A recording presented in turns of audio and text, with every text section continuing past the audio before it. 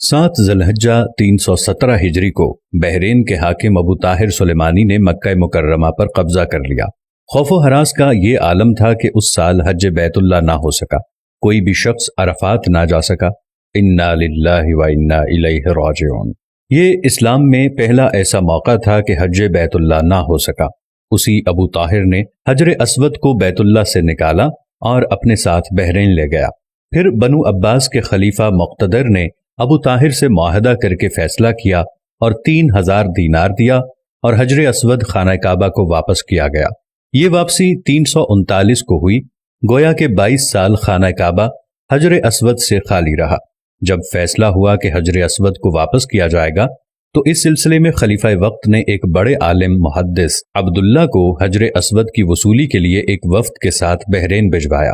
یہ واقعہ علامہ سیوطی کی روایت سے اس طرح نقل کیا گیا ہے کہ جب شیخ عبداللہ بحرین پہنچے تو بحرین کے حاکم نے ایک تقریب کا اہتمام کیا اور ان کو بتایا گیا کہ اس تقریب ہی میں حجر اسود کو ان کے حوالے کیا جائے گا۔ اب انہوں نے ایک پتھر جو خوشبودار تھا خوبصورت غلاف سے نکالا گیا کہ یہ حجر اسود ہے، اسے لے جائیں۔ محدث عبداللہ نے فرمایا کہ نہیں، بلکہ حجر اسود میں 2 نشانیاں ہیں، اگر اس میں یہ نشانیاں پائی جائیں تو یہ حجر اسود ہوگا، ورنہ یہ حجر اسود نہیں ہے۔ ایک تو یہ کہ حجر اسود ڈوبتا نہیں ہے، دوسرا یہ کہ آگ سے بھی گرم نہیں ہوتا۔ اس پتھر کو جب پانی میں ڈالا گیا تو ڈوب گیا، پھر آگ میں اسے ڈالا گیا تو سخت گرم ہو گیا، یہاں تک کہ پھٹ گیا۔ محدث عبداللہ نے فرمایا یہ ہمارا حجر اسود نہیں۔ پھر دوسرا پتھر لایا گیا، اس کے ساتھ بھی یہی عمل ہوا اور وہ پانی میں ڈوب گیا اور آگ پر گرم ہو گیا۔ فرمایا کہ ہم اصل حجر اسود ہی لیں گے۔ پھر اصل حجر اسود لایا گیا اور آگ میں ڈالا گیا تو ٹھنڈا نکلا، پھر پانی میں ڈالا گیا تو پھول کی طرح پانی میں تیرنے لگا۔ تو محدث عبداللہ نے فرمایا یہی ہمارا حجر اسود ہے اور یہی خانہ کعبہ کی زینت ہے اور یہی جنت والا پتھر ہے۔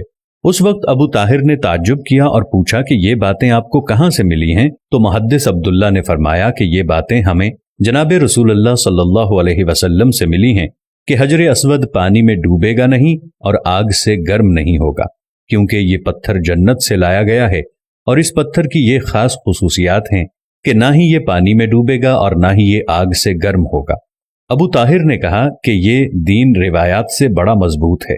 جب حجر اسود مسلمانوں کو مل گیا تو اسے ایک کمزور اونٹنی کے اوپر لادا گیا، جس نے تیز رفتاری کے ساتھ اسے خانہ کعبہ پہنچایا۔ اس اونٹنی میں زبردست قوت آ گئی کیونکہ حجر اسود اپنے مرکز بیت اللہ کی طرف جا رہا تھا، لیکن جب اسے خانہ کعبہ سے نکالا گیا تھا اور اسے بحرین کی طرف لے جا رہے تھے تو جس اونٹ پر لادا جاتا تھا وہ مر جاتا، حتیٰ کہ بحرین پہنچنے تک 40 اونٹ اس کے نیچے مر گئے اور ایک کمزور سی اونٹنی نے بحرین سے واپس بیت اللہ کی طرف وہ سفر بہت آسانی سے طے کر لیا۔ کیا خوبصورت شان ہے میرے اللہ کی، کیا خوبصورت شان ہے میرے نبی کی، اور کیا خوبصورت شان ہے اس حجر اسود کی کہ جو جنت کا پتھر ہے۔ اللہ تعالی ہم سب کو، آپ دیکھنے والوں کو، تمام کو حجر اسود کی زیارت نصیب فرمائے، ہم سب کو خانہ کعبہ کی زیارت نصیب فرمائے، آمین ثم آمین۔